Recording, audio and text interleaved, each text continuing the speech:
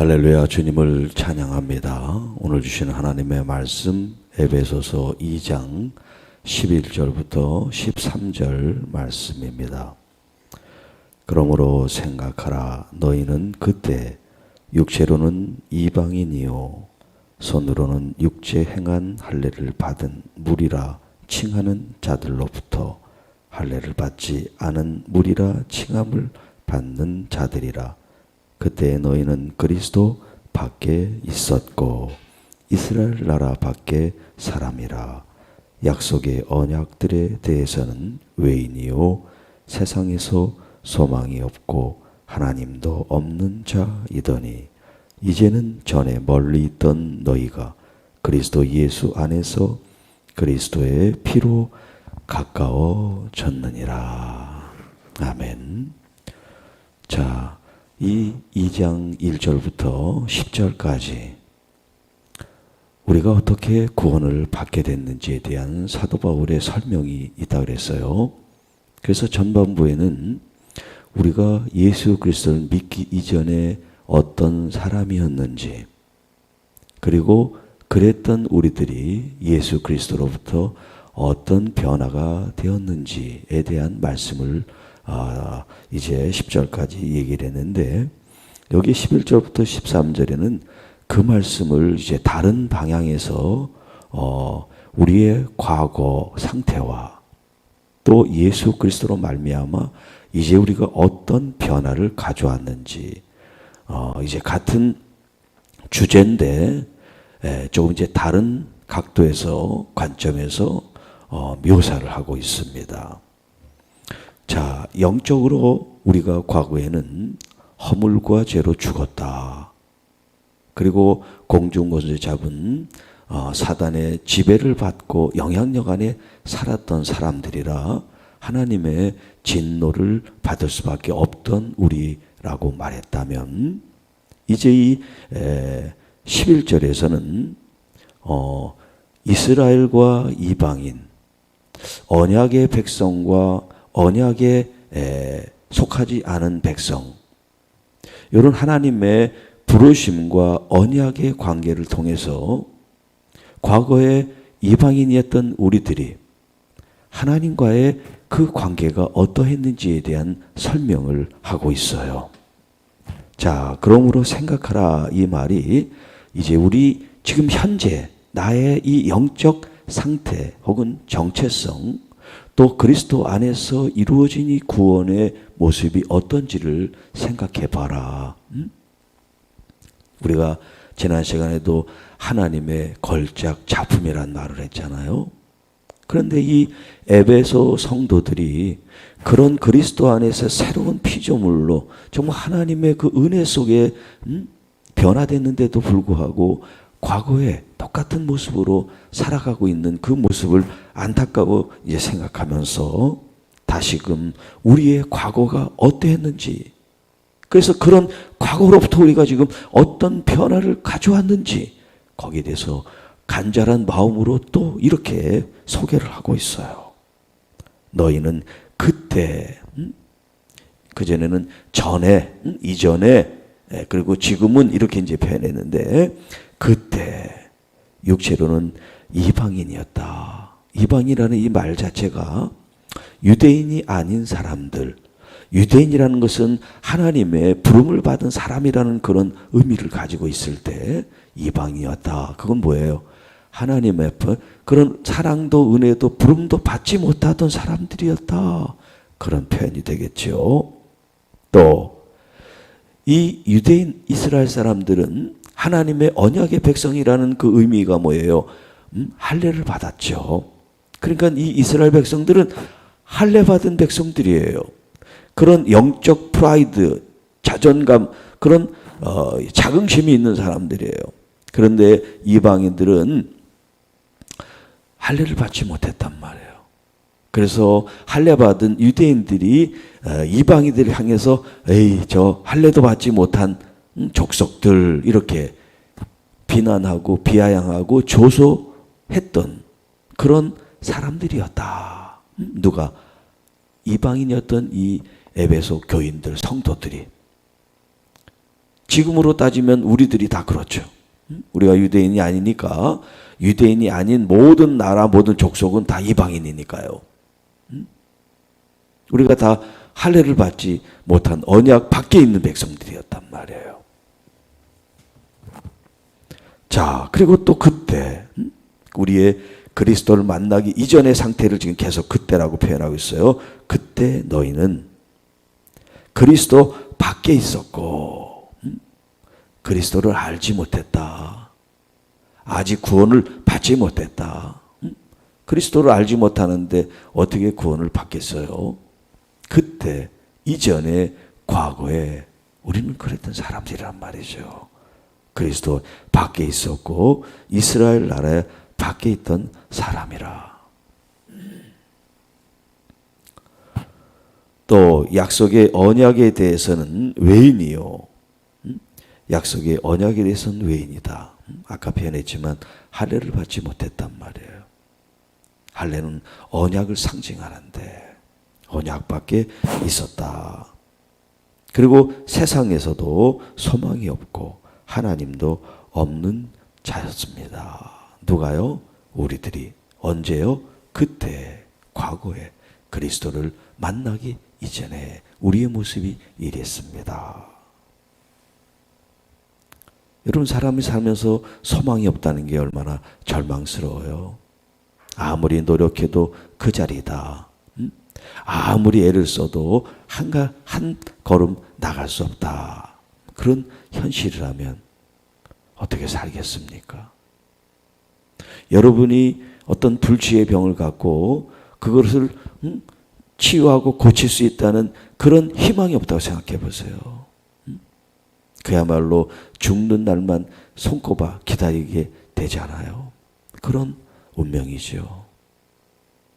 하나님 없는 백성들은 모두 다 이렇게 영적으로 보면 소망이 없는 절망에 사는 사람들이라는 거예요. 자, 그랬던 우리들이 그때는 그랬지만 이제 예수 그리스도 안에 있는 우리들은 어떤 변화를 가져왔을까요? 13절, 이제는 그때가 지났어요. 이제가 됐습니다. 이제는 전에 멀리 있던 너희가 그리스도 예수 안에서 그리스도의 피로 가까워졌느니라. 자, 여기 지금 멀리 있던 너희라는 표현과 가까워졌다. 이게 이제 거리적으로 의미하는 거죠. 거리적으로 이 단어를 보면 거리적으로 멀리 있던 너희들이 이제 그리스도의 피로 가까워졌다. 이런 표현을 썼는데 단순히 거리적인 의미가 아니에요. 그렇죠? 네. 자, 여기 이제 멀어졌다는 건 누구와 멀어졌습니까? 하나님을 믿지 않고 하나님이 없던 자들, 그 사람들, 하나님과 멀어져 있는 그런 상태. 그게 뭐냐면 하나님과 교통도 교제도 없는 그 상태. 그게 뭐예요? 하나님과의 단절이죠. 하나님과의 단절이 뭐예요? 영적인 죽음이라고 그랬잖아요. 그래서 선악을 알게 하는 나무 실과를 먹으면 정령 죽는다. 육체적인 죽음이 아니라 어떤 죽음? 영적인 죽음. 하나님과의 교통 교제가 단절된 거. 이게 바로 죽음이란 말이에요.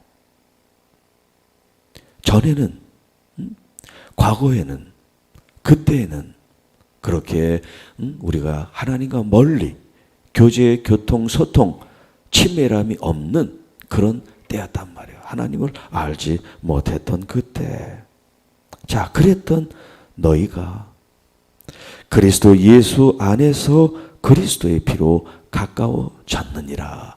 가까워질 거다 그게 아니에요. 이미 예수 그리스도 안에서 이미 예수 그리스도를 믿는 당신들은 이제 가까워졌습니다. 가까워졌습니다. 이 가깝다는 것은 사람마다 다 다르죠. 여러분의 친밀을 어느 정도로 기준을 잡느냐에 따라서 가까워지는 게 다를 수 있어요.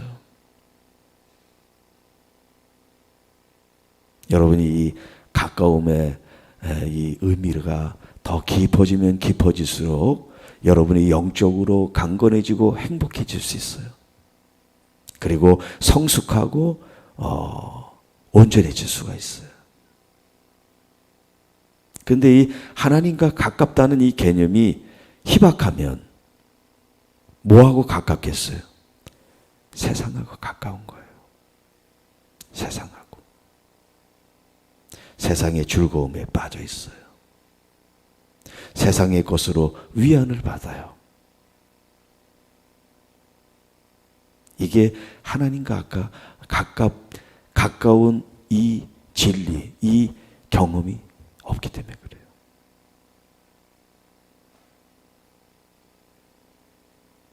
예수 그리스도 안에서 예수 그리스도의 피로 하나님과 가까워졌기 때문에 예수 그리스도를 통하지 않고는 하나님 아버지께로 갈 수도 없고 친밀해질 수도 없습니다. 예수 그리스도가 지금 우리에게 현실적으로 안 계셔요. 그분은 하나님 보좌에 계시기 때문에. 그런데 이 현실적으로 계신 분이 계세요. 다른 보혜사 성령님을 보내주셨어요. 이 성령님은 눈에 보이지 않아요. 만지고 잡고 싶어도 알 수가 없어요. 그렇기 때문에 여러분의 영이 개발이 돼야 돼요. 영이 성숙해져야 돼요. 영이 말씀으로 온전해져야 성령님을 알게 돼요. 이 성령님을 알게 되면 하나님과 가까워진다는 게 뭔지를 알게 돼요. 하나님과 대화하고 친밀해진다는 게 이 어떤 의미인지를 깨닫게 돼요. 그냥 뭐 말씀 읽고 묵상하고 예배드리고 그런 신앙생활을 얘기를 하는 게 아니에요. 물론 그렇게 신앙생활 하는 것도 대단하고 훌륭하죠. 그러나 저의 기준으로는 모르겠어요. 다른 목사님들은 신앙생활을 여러분들이 규칙대로 뭐 예배도 잘 드리고 큐티도 하고 뭐 하여튼 신앙생활이라고 하는 그런 것들을 잘 하는 걸로 만족하실지 모르지만 저는 그렇지 않아요. 그건 기본이고 그건 그냥 기본이에요. 잘하는 게 아니라 제가 정말 원하는 것은 여러분 한 사람 한 사람들이 세상에 어떤 물질, 어떤 세상의 어떤 유혹 이런 것들이 수없이 많아도 정말 예수 그리스도만 바라보면서 동요하지 않을 수 있는 그 예수 그리스도 한 분으로만도 참 만족하고 진짜 기뻐하고 진짜 어떤 갈망도 느끼지 않는 그 상태.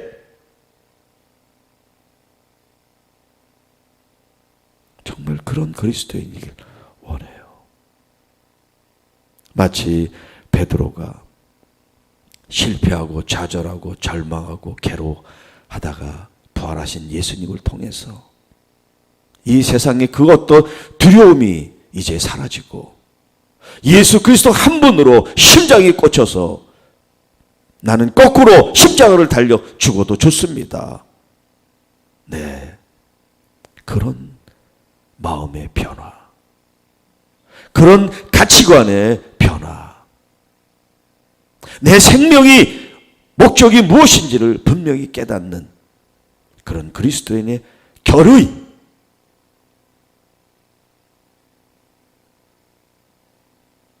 이것이 그리스도의 보혈, 피가. 우리의 피도 값지지만 인간인 우리의 피보다 하나님의 아들 예수 그리스도의 피값은 얼마나 더 귀하고 소중하겠어요.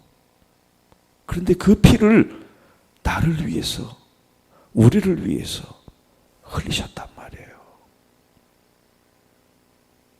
그 피값을 알면 알수록 내 가치와 내 자존감은 더 고양되고 높아져야 돼요.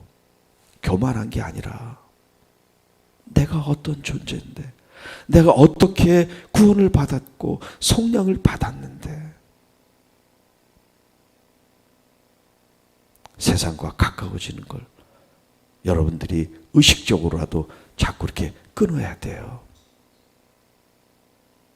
더 주님께 억지로가 아니라 정말 여러분의 그 영혼이, 여러분의 속사람이 정말 하나님을 갈망하고 예수 그리스도를 갈망하고 성령님을 갈망하고 사모하고 추구하는 그 마음이 여러분 속에 절절절절 끓어야 돼요.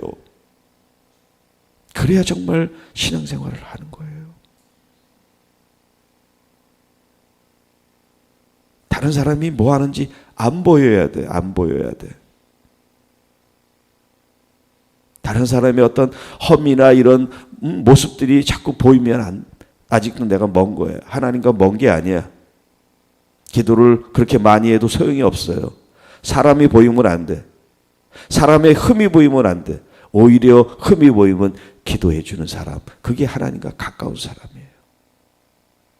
남이 어렵고 힘들고 누군가의 도움이 필요할 때 손 내밀어 줄 수 있는 사람이 하나님과 가까운 사람이에요.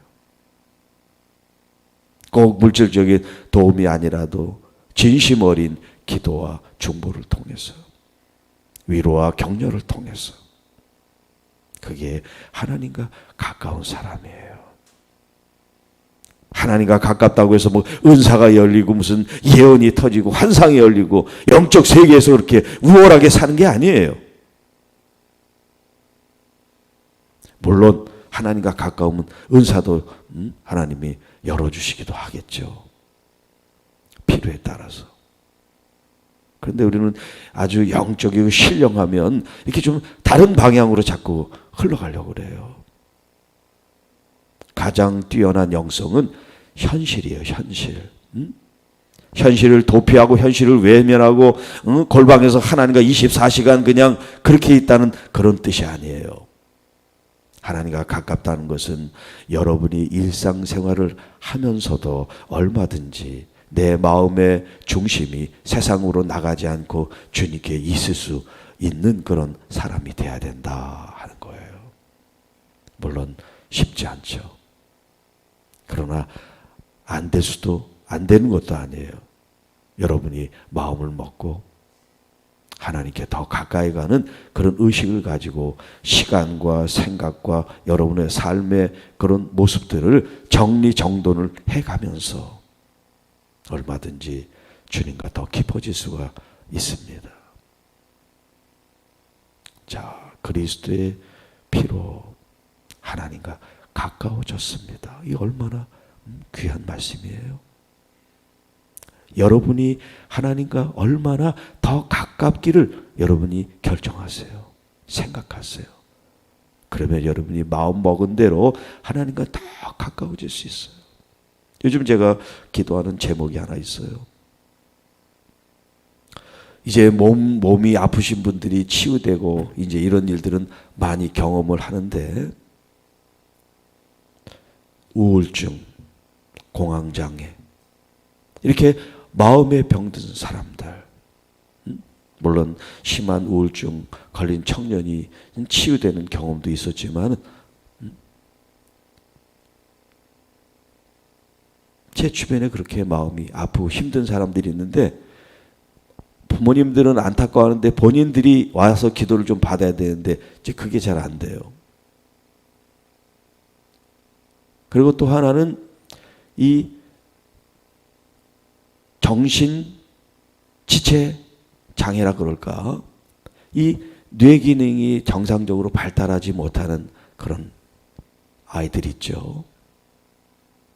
이런 아이들을 위해서 몸도 마음도 정신도 뇌적인 이런 부분에 대해서 정말 하나님께서 탁월한 기름을 부어주셔서 그 가정에 그런 자녀들이 있는 가정 얼마나 고통을 받아요.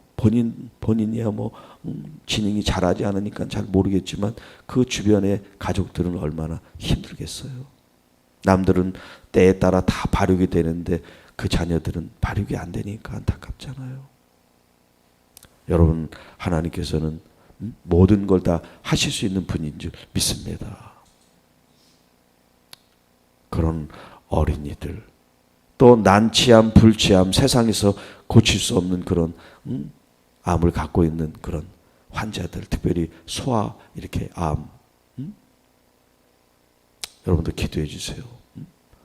왜냐면 그 의사들도 전문이 있잖아, 전문. 내과, 외과, 뭐 이렇게 전문. 우리 목사님은 참 뭐가 탁월하다. 그게 좀 있도록 여러분이 기도해 주세요. 또 여러분도 그렇게 또 기도하시고요. 이 우리 주변에 마음이 아픈 사람들이 얼마나 많은지 몰라요. 외로워하고 또 그리고 상처에 이기지 못해서 참 안타깝죠. 이게 하나님과 가까워지면 해결되는데 그게 안 되니까요. 그게 안 되니까 우리가 도움을 줘야 되나. 도움을 줘야지. 기도로 도움을 주든 마음을 위로해 주든. 네. 자, 오늘 여러분들의 삶이 오늘부터 다시 시작해서 하나님과 더 가까워질 수 있는 게 어떤 모습인지 여러분들이 생각과 상상을 통해서 그리면서 나는 더 이렇게 주님과 가까워지고 싶어요. 그런 마음으로 주님께 기도하며 말씀을 붙잡고 나가시는 여러분이 되시기를 주님의 이름으로 축복합니다. 하나님 아버지 감사합니다. 이 시간에도 우리에게 진리의 말씀, 은혜의 말씀, 꿀보다 더 단 말씀을 부어주셔서 감사합니다. 세상에서 가장 멀었던 우리지만 더 우리를 예수 그리스도 안에서 사랑하셔서 주님 더 가까이 올 수 있도록 초대해 주셔서 감사합니다. 이제 더 가까이 간 것은 우리의 몫이니 우리가 힘써 주님을 사랑하고 경외하고 존중하고 은혜함으로 주님과 하나가 되는 가까움, 친밀함이 이루어지게 하옵소서. 우리 구주 예수님의 이름으로 감사하며 기도하옵나이다. 아멘.